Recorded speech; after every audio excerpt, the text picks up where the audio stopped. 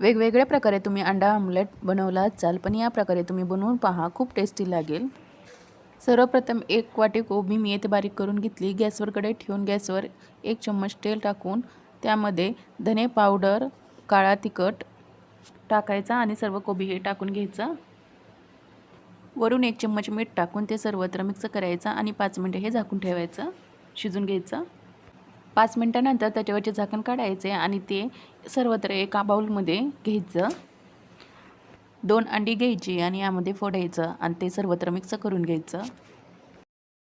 त्यानंतर त्यामध्ये बारीक कट करून 1 टोमॅटो त्यामध्ये सर्व टाकून घ्यायचं आणि ते अजून एकदा मिक्स करून घ्यायचं।